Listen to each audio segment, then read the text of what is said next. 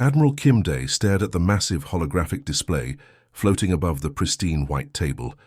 The blue light cast harsh shadows across his weathered face as he read through humanity's new restrictions for the third time. His fingers drummed silently against the cold metal surface while alien representatives watched him with barely concealed satisfaction. The Galactic Council station stretched endlessly around them, its crystalline walls reflecting the light of distant stars. Day had been aboard this floating monument to bureaucracy for 6 grueling hours, listening to one species after another explain why humans couldn't be trusted with real warships. The irony wasn't lost on him that they were having this conversation while sitting in the most heavily armed space station in the galaxy. "No vessels above frigate class," he muttered under his breath, watching the restrictions scroll past in 17 different alien languages. Maximum crew of 200, weapons limited to Class 3 energy output. Each line felt like another chain being wrapped around humanity's throat.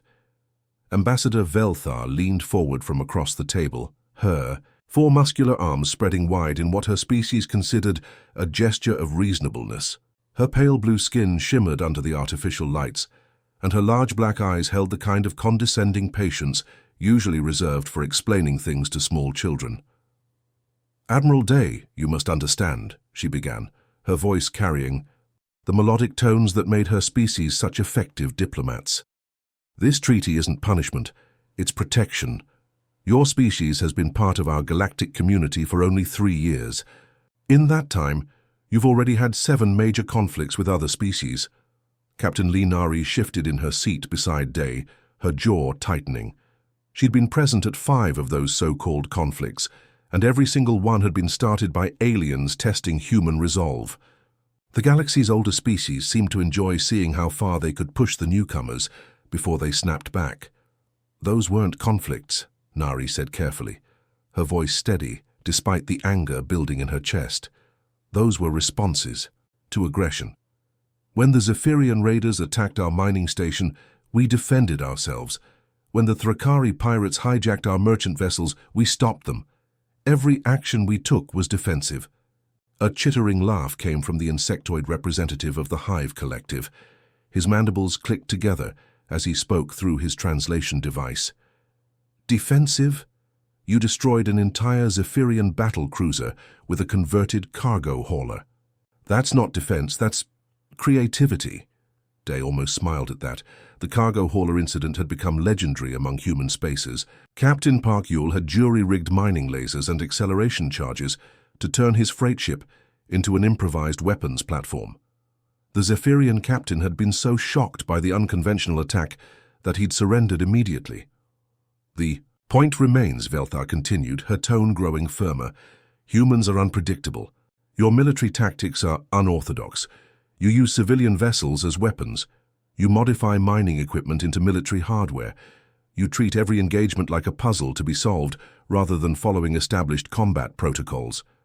And that bothers you," Day said quietly. "It concerns us," corrected the reptilian delegate from the Saurian Empire. His forked tongue flicked out nervously as he spoke. "Established species have maintained galactic peace for over 3,000 years by following agreed-upon rules of engagement. Humans seem incapable of following rules." Nari's hands clenched into fists under the table. She remembered the reports from the outer colonies, the desperate messages from families under attack, while the Galactic Council debated proper procedures. The hegemony's protection fleet had arrived at New Sol Colony a full day after the raiders had finished looting it, then filed a report stating that response time was within acceptable parameters. Where was this galactic peace when the Centauri settlements were getting hit by pirates every month? Nari asked, her voice rising slightly. "Where was it when our trading posts were being raided, while your patrol fleets were busy with higher priority missions?" The chamber fell silent for a moment. Velthar's forearms folded across her chest in a gesture that looked defensive despite her species' claims of superiority. "The galaxy is vast, Captain," she said finally. "Resources must be allocated efficiently. Newer species naturally experience more growing pains as they establish themselves." "Growing pains," Day repeated, his voice flat. "Is that what you call watching colonists die? while help sits in dock waiting for proper authorization? The tension in the room was thick enough to cut with a plasma torch. Day could see the calculation in Velthar's eyes, the careful weighing of options that every career diplomat learned. She was deciding how much pressure to apply, how far to push before the humans walked away from the table entirely. "The terms are non-negotiable," she said finally. "Mandatory inspections every solar cycle. All vessel specifications must be pre-approved by the Hegemony Engineering Council. Weapon systems cannot exceed Class 3 output levels. Maximum crew. Complements as specified in Appendix 7. Day looked down at the datapad in front of him, then at Nari's tense face, then at the collection of alien representatives who had spent the entire day explaining why humanity couldn't be trusted. With the same weapons they all carried, the smart move was to sign. Humanity needed the trade agreements, the technology transfers, the protection that came with Galactic Council membership. They were still outnumbered 1,000,000 to 1, still struggling to understand technologies that other species had perfected millennia ago. But every instinct Day had developed in 30 years of military service was screaming that this was a trap. The restrictions weren't about galactic peace. They were about keeping humanity weak. "We accept the terms," he said finally, his voice steady, despite the anger burning in his chest like molten metal. Velthar's expression shifted to something that might have been relief on a human face. "Excellent. The treaty will be ratified within the week. Welcome to the galactic community, Admiral." As they left the station, walking through corridors filled with species from across the galaxy, Nari kept her voice low. "Sir, we can't let this stand." Day's eyes hardened as he looked out at the stars through the massive viewports. Somewhere out there, human colonies were struggling to survive with inadequate protection, while the galaxy's most powerful species debated proper procedures. "No," he said quietly. "We can't." The elevator descended through solid rock for what felt like forever. Admiral Kim Day watched the depth counter climb past 500 meters, then 1,000, then keep going. Beside him, Captain Lee Nari checked her security clearance badge for the third time, still hardly believing they were actually doing this. When the doors finally opened, they stepped into something that shouldn't have existed. The cavern stretched out before them, like an underground city, carved from the lunar bedrock and filled with the organized chaos of the galaxy's most ambitious construction project. Massive fabrication bays hummed with activity, while sparks flew from welding stations scattered across the floor. Chief Engineer Park Min-ho approached them with oil-stained coveralls and a grin that could light up the dark side of the moon. His hair was disheveled from crawling through engine compartments, and his hands were permanently stained with the blue coolant that powered their revolutionary reactor designs. "Welcome to Project Prometheus," he said, gesturing toward the massive holographic blueprint floating in the center of the facility. "What you're looking at is officially designated as Deep Space Mining Platform Class 7. Unofficial designation is something the Council would definitely not approve of." The hologram rotated slowly, showing what appeared to be a standard civilian vessel. Bulky cargo pods dotted its hull, and massive mining arrays extended from its bow like mechanical arms. To any inspector, it would look exactly like the kind of boring industrial ship that kept the galaxy's economy running. But Day could see past the disguise. His trained eye picked out the subtle details that revealed the platform's true nature. Those cargo pods were positioned for optimal firing arcs. The mining arrays could retract to reveal weapon ports. The entire structure was designed to transform from harmless civilian vessel to deadly warship in minutes. "Show them the transformation sequence," Min-ho called out to his team. The hologram shifted, and Day watched in fascination as the innocent mining platform began to change. Hull plating slid aside to reveal hidden weapon batteries. The bulky exterior unfolded like a flower blooming in fast motion, exposing the sleek lines of a proper warship underneath. Missile tubes emerged from what had appeared to be ore storage compartments. The mining laser arrays reconfigured themselves into particle beam cannons that could slice through heavy armor. Commander Yunji-woo whistled softly. She'd spent 15 years designing ships for the Earth Defense Force, but this was beyond anything she'd imagined possible. The engineering challenges alone should have been impossible to solve, yet here it was, rotating before them in perfect holographic detail. "The modular design is the key," Minho explained, his enthusiasm infectious. Every component serves dual purposes. The ore processing equipment actually works exactly as advertised. The Council inspectors can watch us mine asteroids all day long if they want. But when we need weapons... He snapped his fingers, and the hologram completed its transformation into full combat configuration. Dr. Choi Soo-jin approached from another workstation, her lab coat somehow still pristine despite the industrial chaos around them.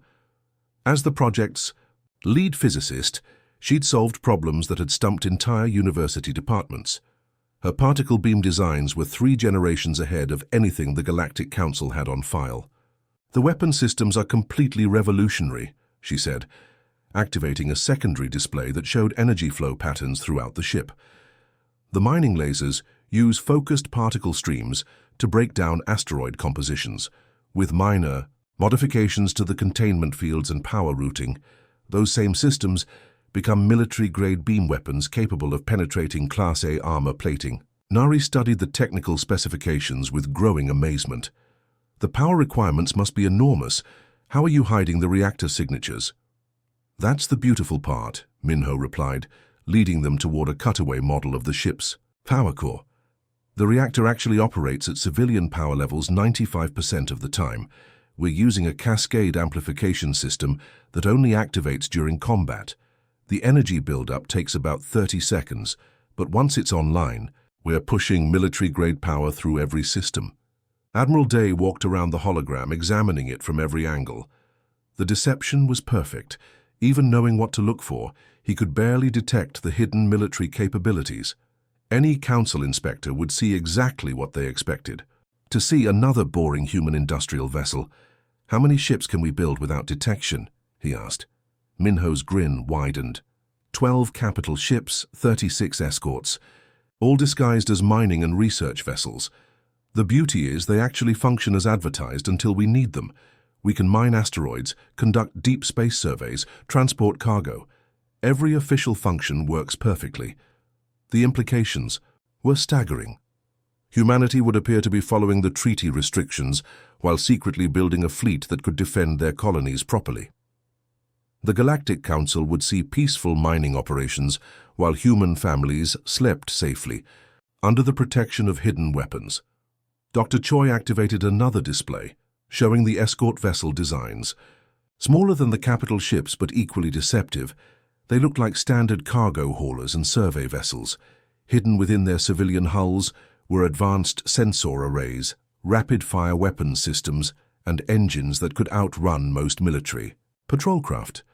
"The escort vessels are designed for hit-and-run tactics," she explained.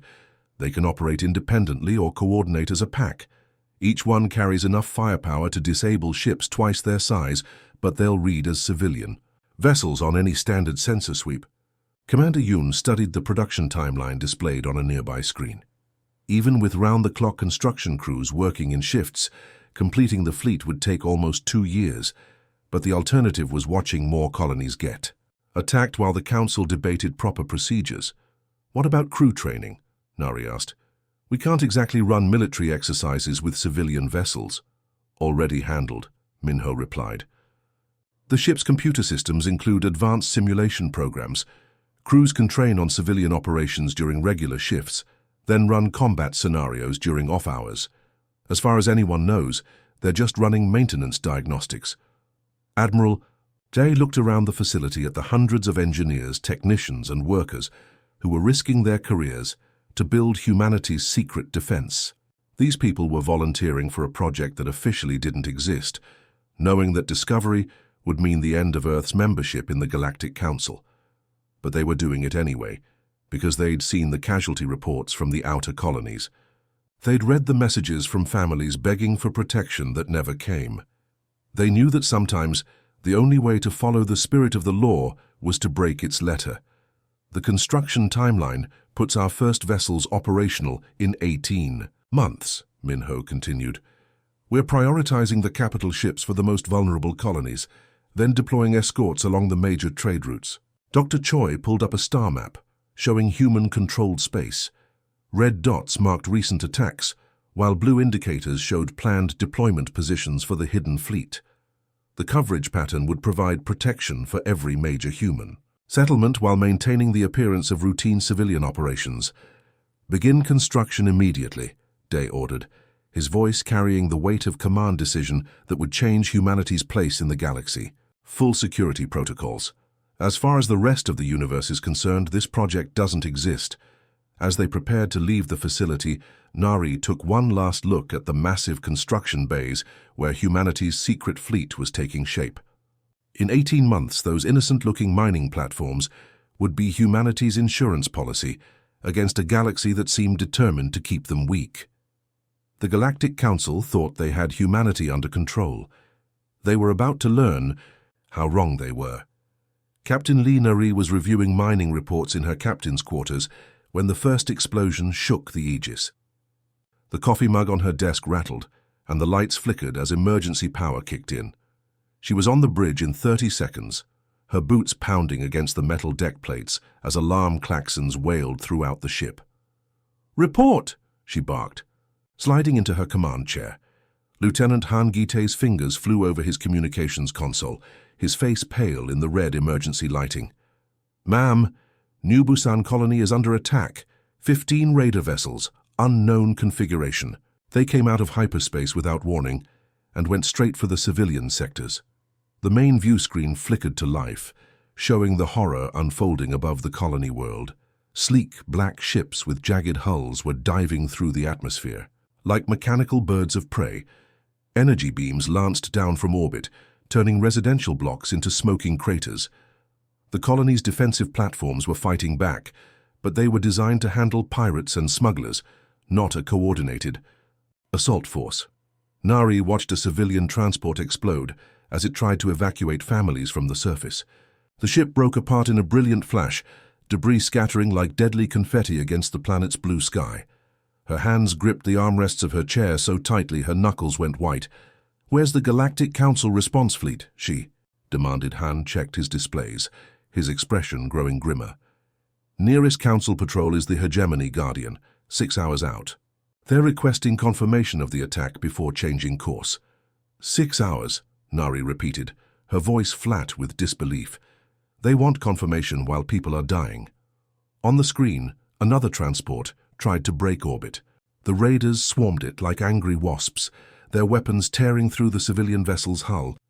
Nari could see escape pods launching, tiny specks of hope against the darkness of space. Some made it, others didn't.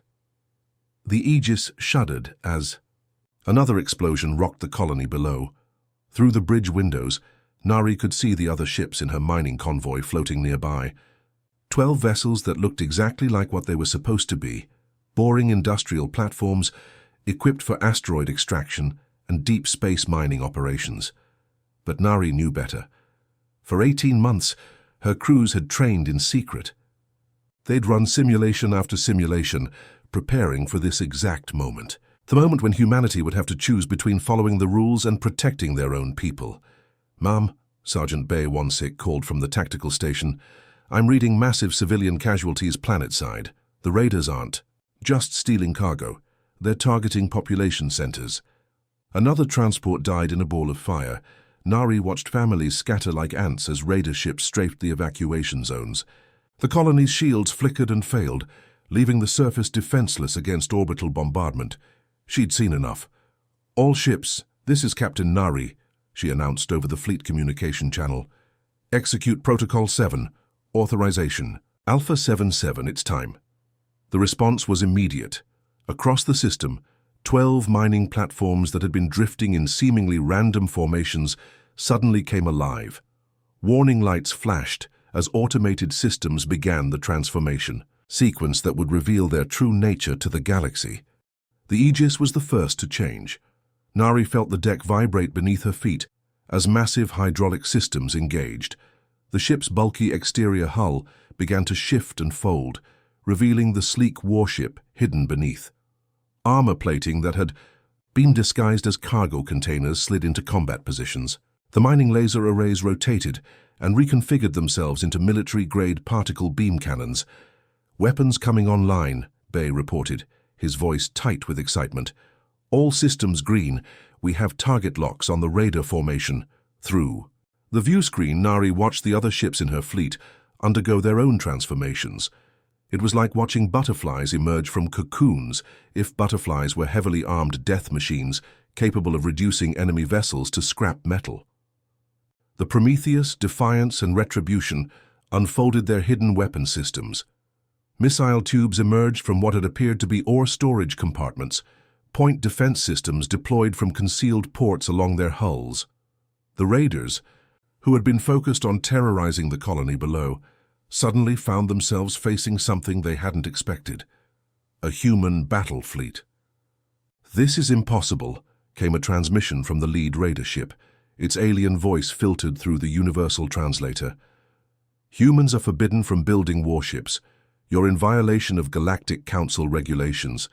Nari smiled grimly as she opened a channel to the raider commander. "You want to file a complaint? I suggest you survive the next few minutes first." The enemy ships tried to reform their attack formation, but they were designed for hitting defenseless colonies, not fighting actual warships. Their hulls were fast but lightly armored, built for quick raids rather than sustained combat. "All ships commence firing," Nari ordered. The Aegis spoke first. Its main particle beam cannon, disguised as a mining laser just minutes before, sent a concentrated stream of energy across space. The beam struck the lead raider ship dead center, punching through its shields and armor like they were made of paper. The vessel broke apart in a spectacular explosion that lit up the darkness. Around the system, the other human ships opened fire. The Prometheus launched a spread of missiles that had been hidden in fake cargo pods. The Defiance and Retribution coordinated their attacks, their beam weapons crossing and recrossing, to create a deadly web of energy that no enemy ship could escape. "Direct hit on Raider Cruiser 7, Bay announced, his voice filled with professional satisfaction. "She's breaking up. Raider 9 is attempting to flee, but the Retribution has her bracketed." The battle was over, almost before it began. The raiders had expected easy prey and found apex predators instead. Within 10 minutes, 12 enemy ships were destroyed, and 3 more were limping away at maximum speed, their hulls riddled with holes and their crews probably questioning their life choices.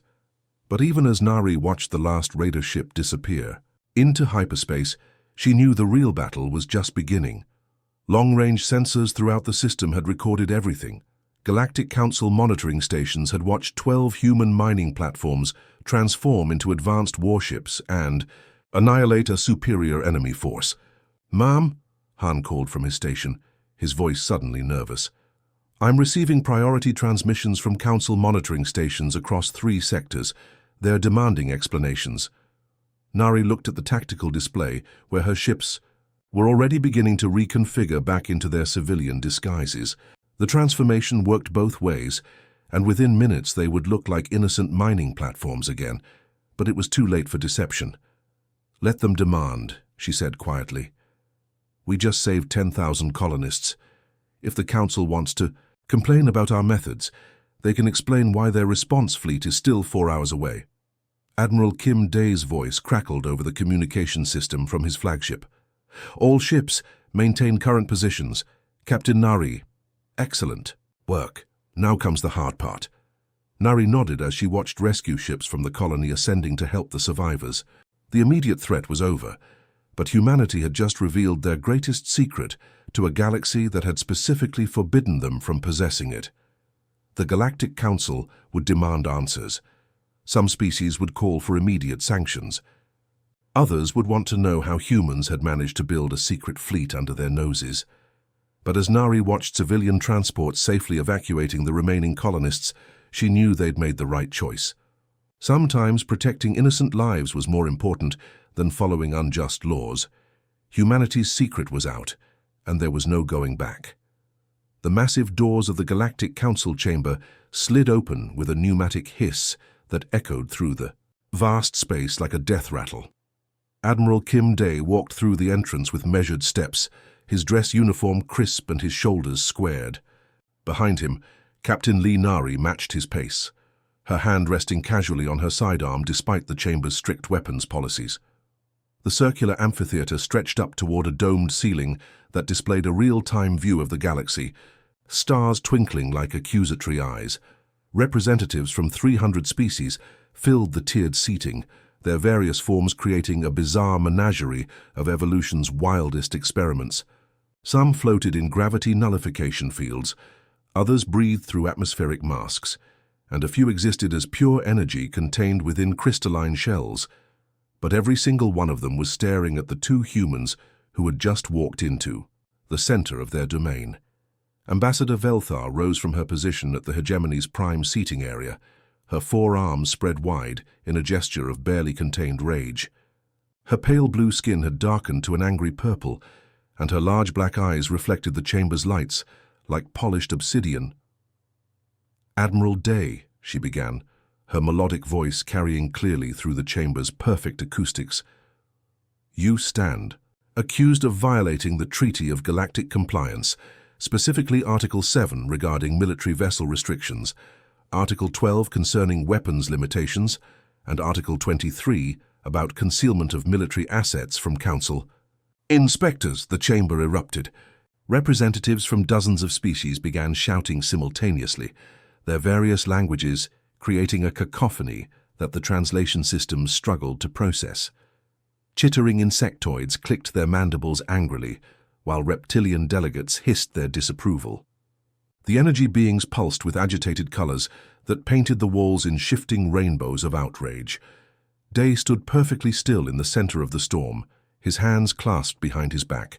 He'd faced enemy fire on a dozen worlds, negotiated with pirates and warlords, and survived 3 assassination attempts. A room full of angry politicians didn't even register on his threat assessment scale. "You built warships," screeched the Avian Confederation's representative, her feathered crest bristling with indignation. "Warships disguised as civilian vessels. This is deception of the highest order." "Deception?" Nari stepped forward, her voice cutting through the noise like a plasma blade through butter. "You want to talk about deception?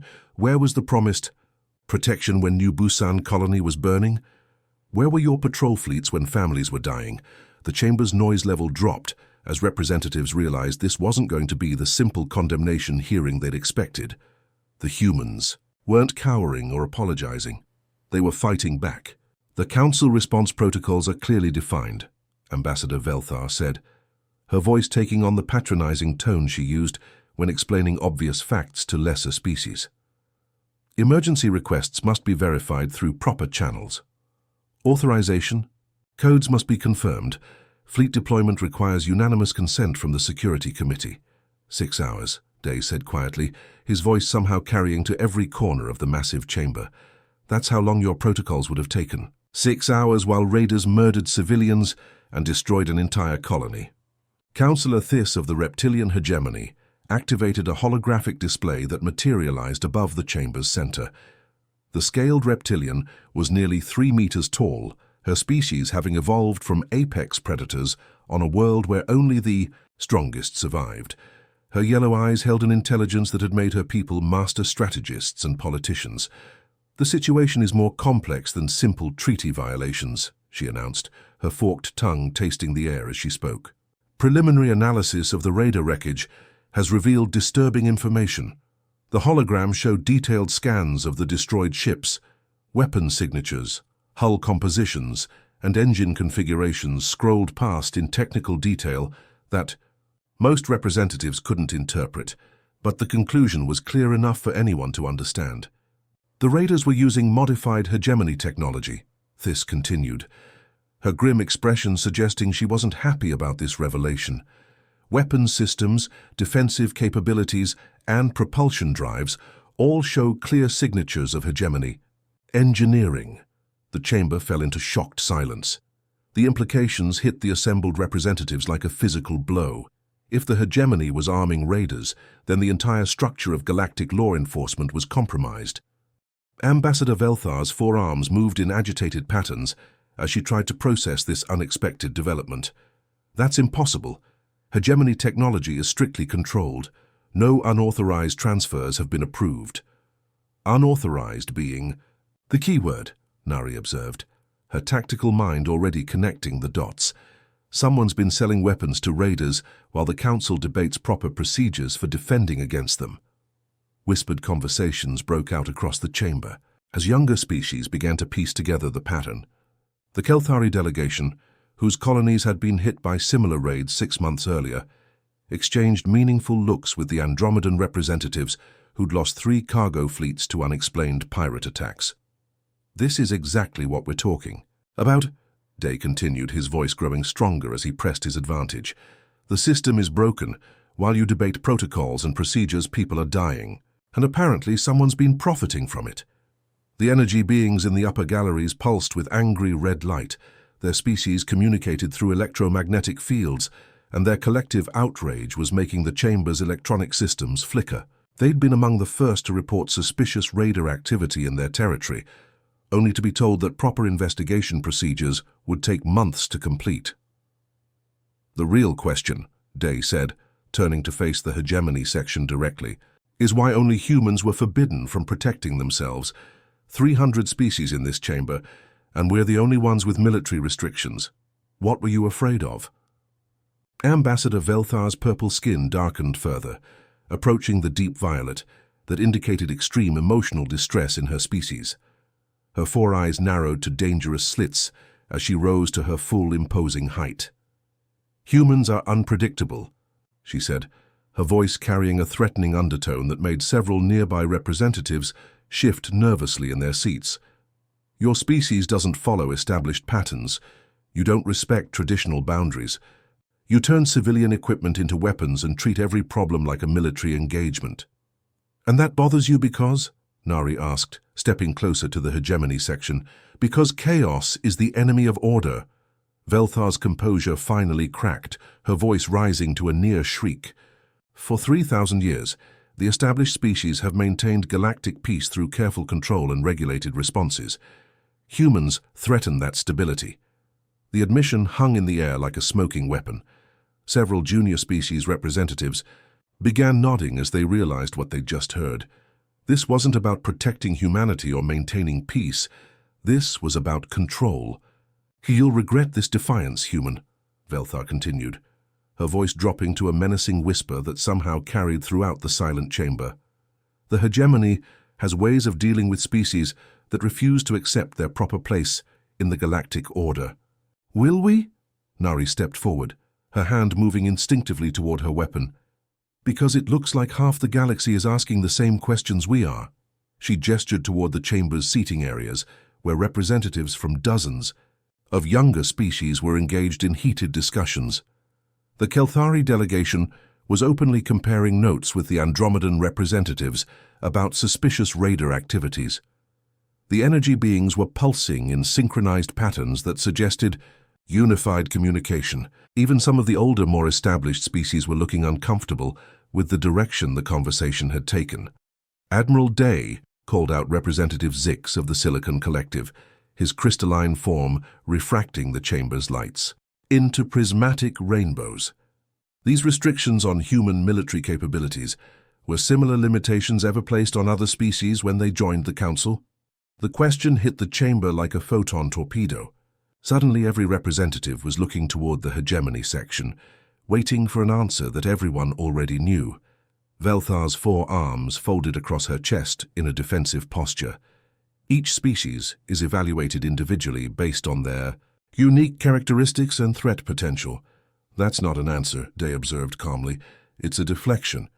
The political landscape of the galaxy was shifting beneath their feet, and everyone in the chamber could feel it.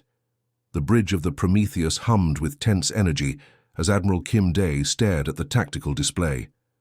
3 weeks had passed since the Galactic Council session that changed everything.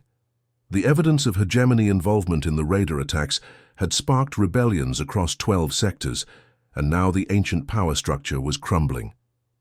"Admiral, we're receiving final position reports from the Allied fleet," Commander Yoon Ji-woo announced from her station. Around them, the bridge crew worked with quiet efficiency, their faces reflecting the weight of what they were about to do. Through the massive viewscreen, Day could see the combined fleet that had assembled at the edge of hegemony space. Human ships floated alongside vessels from the Kelthari Republic, the Andromedan Trade Federation, and 8 other species that had finally decided they'd had enough of being controlled by fear. The sight was breathtaking and terrifying at the same time. 67 ships total, Yun continued. Humans provide 12 capital ships and 36 escorts. Our allies contribute 42 vessels of various classes. The Kelthari brought their entire battle fleet. Day nodded, watching as the alien ships moved into formation. The Kelthari vessels were elegant things, their hull covered in crystalline panels that redirected energy weapons. The Andromedan ships looked like living creatures, their biomechanical hulls pulsing with organic light. Together, they represented the largest military force ever assembled by the galaxy's younger species. "Sir," Lieutenant Han Gite called, "from communications, we're receiving a transmission from the Hegemony flagship. They're demanding we withdraw immediately or face destruction." "Put it on screen," Day ordered. The view screen flickered, showing the bridge of the massive Hegemony dreadnought Dominator. Fleet Admiral Krathvel stood at the center of the command platform, his forearms spread wide in an intimidating display. Behind him, the bridge crew moved with the practiced efficiency of a military force that had dominated the galaxy for 3 millennia. "Human Admiral," Krathvel's voice carried the arrogance of absolute power. "You are in violation of 17 galactic codes by bringing this fleet into Hegemony space. Withdraw immediately, and we may allow your species to survive the consequences of your rebellion." Day studied the alien commander for a moment. Krathvel was a veteran of dozens of conflicts, a master strategist who had never lost a battle. His reputation for ruthless efficiency was legendary throughout the galaxy. But Day had read every report, studied every tactical analysis, and he knew something the Hegemony commander didn't. "Admiral Krathvel," Day replied calmly, "we're here to discuss your illegal weapons sales to raider groups. I think you know why we can't just withdraw." Krathvel's pale blue skin darkened with anger. "You dare accuse the Hegemony of criminal activity? We have maintained galactic peace for 3,000 years, while primitive species like yours were still learning to make fire. Peace built on control and fear isn't peace," Captain Nari interjected from her position at the tactical station. "It's tyranny." The alien commander's 4 eyes focused on her with predatory intensity.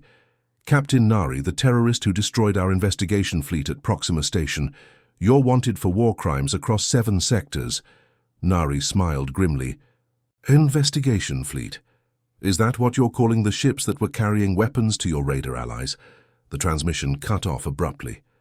On the tactical display, Day watched as the Hegemony fleet began moving into attack formation. 60 ships against their 67. The numbers were almost even, but Hegemony technology was generations ahead of most species in the galaxy. "All ships, this is Admiral Day," he announced over the fleet communication channel. "Hegemony forces are moving to engage. Remember, we're not here to conquer. We're here to free the galaxy from 3,000 years of oppression. Show them." What happens when the young species stop being afraid? The space around them erupted into chaos as both fleets opened fire simultaneously.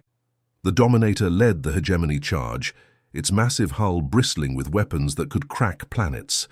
Behind it, cruisers and destroyers moved in perfect formation, their crews trained in tactics that had conquered hundreds of worlds. But the Allied fleet had something the Hegemony had never faced before: adaptability. Reconfiguring to assault mode, Park Minho announced from the engineering station. Around the bridge, the crew felt the Prometheus shudder as its modular hull began to shift. The ship's exterior transformed from a long-range artillery platform into a close combat brawler, weapon systems repositioning for maximum effectiveness. The Hegemony ships fired in coordinated volleys, their energy beams creating deadly crossfire, patterns that should have torn the Allied fleet apart. But the human ships danced between the attacks, their modular designs allowing them to change configuration mid-battle. What had been a battleship became a fast cruiser, then transformed, again into a heavy weapons platform. "Target the Dominator," D ordered. "All ships focus fire on their flagship." The human fleet responded with precision that surprised even their allies. 12 capital ships coordinated their attacks, while 36 escorts provided covering fire and electronic warfare support. The Prometheus led the charge, its particle beam cannons lancing out to strike the enemy flagship's shields. But the Dominator was no easy target. Its defensive systems had been perfected over centuries of warfare, and its return fire was devastating. The human cruiser, Defiance, took a direct hit and broke apart in a ball of fire that illuminated the battlefield like a miniature star. "Sir, we're losing ships," Commander Yoon reported. "The Kelthari are taking heavy casualties. Their shields can't handle hegemony firepower." Nari, commanding the escort squadron from her bridge, watched as her ships moved through the enemy formation. Like deadly dancers, "All escorts, execute pattern Omega. Let's show them how humans fight." The smaller human vessels suddenly broke formation and scattered throughout the hegemony fleet. Instead of fighting as a coordinated unit, they began operating independently, each ship using its unique capabilities to maximum advantage. Some ships reconfigured into electronic warfare platforms, jamming enemy sensors and communications. Others became missile boats, launching swarms of guided projectiles that overwhelmed point defense systems. The hegemony commanders, trained in traditional fleet tactics, struggled to adapt to this chaotic new form of warfare. Their ships were designed to fight in formation, supporting each other with overlapping fields of fire. But the human vessels refused to cooperate with their tactical expectations. "Their flagship's shields are weakening," Yoon announced. "We're getting through their defenses." The Prometheus and Dominator closed to point-blank range, their massive hulls trading devastating blows. Energy weapons capable of destroying cities crackled between the two ships, while missile salvos created fireworks displays that could be seen from neighboring star systems. But the human ship had advantages that hegemony designers had never anticipated. Its modular weapon systems could be repositioned for concentrated fire, allowing attacks from multiple angles simultaneously. The Dominator's shields, designed to stop traditional attack patterns, couldn't handle the unpredictable human tactics. "Direct hit on their command section," Lieutenant Han reported. "Their flagship is breaking apart." The Dominator died like a falling giant, its massive hull cracking open to reveal the bright fires burning within. As their flagship dissolved into scrap metal and escape pods, the remaining hegemony ships lost their coordination. Some tried to flee, others attempted to surrender, and a few fought on with desperate courage. Within an hour, the battle was over. The hegemony fleet that had dominated the galaxy for 3 millennia was broken, its survivors limping away to carry news of their defeat to their home worlds. 3 months later, the Galactic Council met in emergency session. The chamber looked different now, with representatives from species that had never been allowed to speak before. The old hierarchies were crumbling, replaced by something that looked almost like democracy. Admiral Day stood before the assembled delegates, no longer wearing the uniform of a restricted species, but the insignia of the Terran Space Force. Around him, the chamber buzzed with the excited conversations of species finally free to determine their own destiny.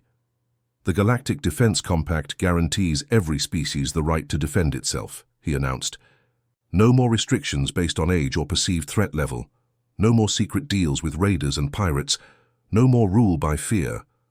The vote was unanimous. Even the surviving hegemony representatives, their power broken but their pride intact, voted to accept the new order. As the human fleet returned to Earth, Captain Nari stood on the bridge of her ship and watched the orbital shipyards where new vessels were under construction. These ships wore their military markings proudly, their hulls gleaming with the insignia of the Terran Space Force. "You know what the best part is," she said to her crew. "We don't have to hide anymore." Lieutenant Han smiled as he looked at the construction reports. 12 new battleships, 48 escorts, and 6 exploration vessels, all completely legal. Through the viewscreen, they could see Earth spinning slowly in the darkness, its surface dotted with the lights of cities where families slept safely under the protection of humanity's fleet. The galaxy was vast and full of dangers, but humans no longer faced them alone. They had been banned from building warships. They broke that rule and in doing so discovered that sometimes the greatest act of rebellion is simply refusing to be afraid. The age of hegemony control was over. The age of cooperation had begun, the end.